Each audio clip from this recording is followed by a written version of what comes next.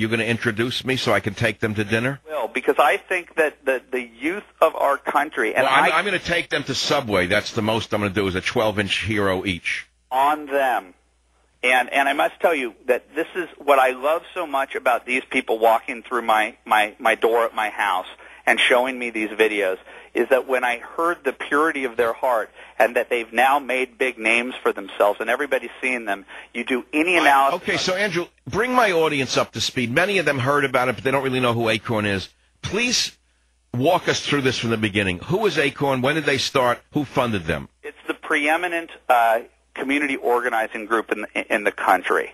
And at one point, Barack Obama was its lawyer.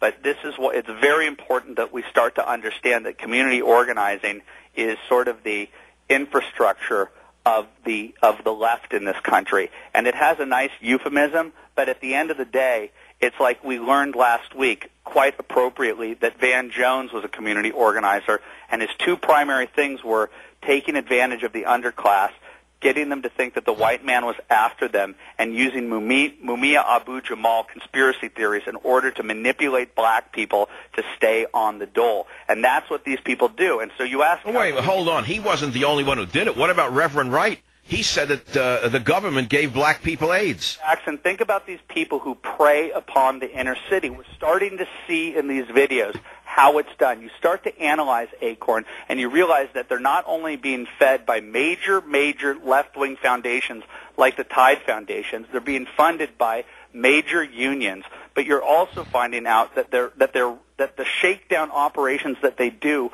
on groups like Bank of America and Citigroup, they go to them just like Jesse Jackson does. I was going to say that. Didn't Jackson and Sharpton do this for years?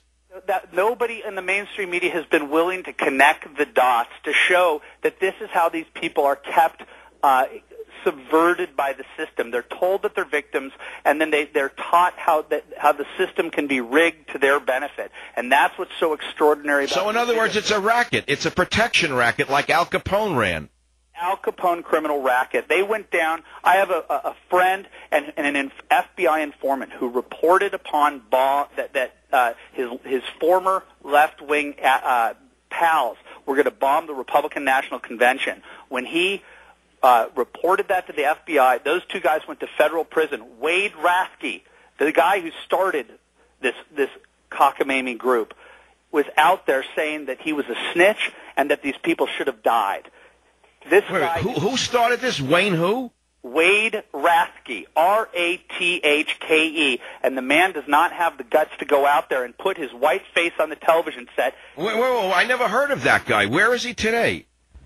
He is out there, I believe, probably in Louisiana right now, but you notice that this guy and his brother, whose last name obviously is also Rathke, is over at the SEIU, which in a lot of the places they actually have SEIU, the guys that went and intimidated people at the Russ Carnahan healthcare rally. Those were SEIU union people. Hey, Andrew, did you see that one of the major domos in the SEIU was just put away for child pornography and child molestation? Well, that doesn't surprise me, but look. How come Katie Couric hasn't reported on it?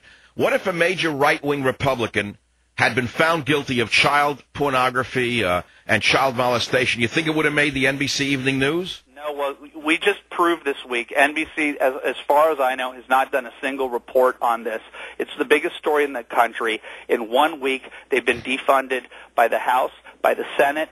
They lost their connection to the census, which was a huge deal. That's going to have a big effect on America. Will that help the votes be counted more honestly? Do you think it's going to really help us have confidence again in the ballot box, Andrew? The reason why I think this is important, no. The answer is no in the short term, but the answer is yes in the long term, because between the Tea Parties and the health care stuff, we really have had our mad as hell, and we're not going to take it anymore. And the thing is, these are bullies. The SEIU gang are bullies. The ACORN people are bullies. They go to big companies, and they thug them into giving them money. And right now, when the bully is running around the playground poking people in the eyes, ultimately, it takes one person like Hannah and James to knock them in the nose, and look at how quickly they crumbled. And I believe that the American people is going to start to derive confidence from the fact that the emperor has no clothes, the mainstream media can no longer protect them anymore, and we're going to continue going after them relentlessly.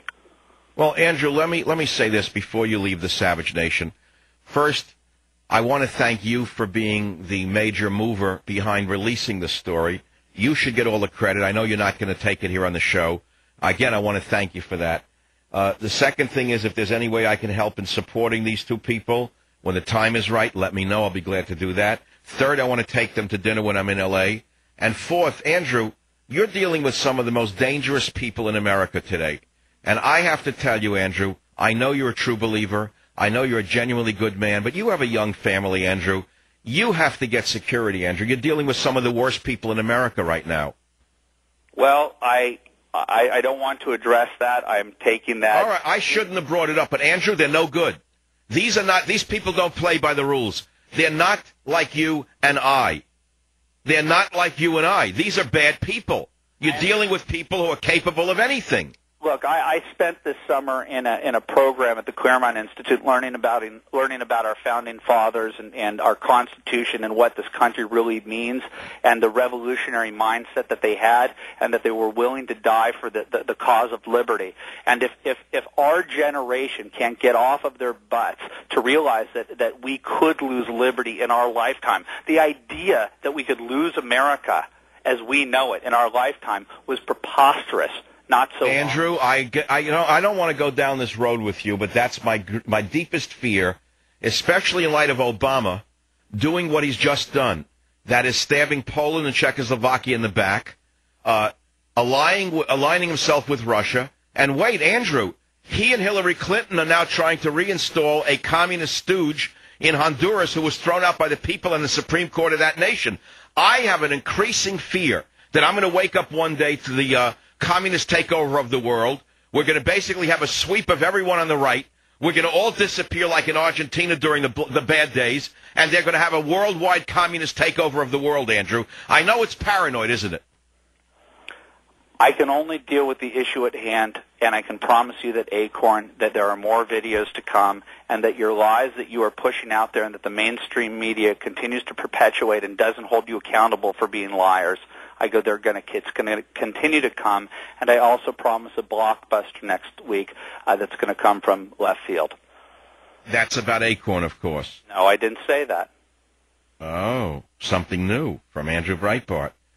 Well, before you leave today, back a year ago in October of 2008, Barney Frank and Rahm Emanuel were gloating about the passage of the bailout in the House, Andrew. And you got to listen to the soundbite when Barney Frank speaks about the days of war. You're going to love it. They will fire it for a second. And I really feel a great sense of responsibility for Rahm and for me and for many others. These are the days of war. The days between Russia. Andrew, you heard what Barney Frank said? These were the days of ore. You heard that? Mm-hmm. What he meant was the days of ore, O-R-E, not the days of ore. I've had problems with his semantics for years. I have a trouble listening to the guy. You know what's fantastic about this story in the most perverse way is that we now start to understand. I'm so sick of being called a racist. I'm not a racist. The majority of Americans aren't racist. We are now seeing that the Barney Franks of the world have been preying on these people for forever. People are starting to see that they rigged the system in order to figure out how can you get people who can't afford homes to get homes. Obviously, they were going to go into foreclosures. That's exactly what happens. And you see at this office how these people facilitated those loans.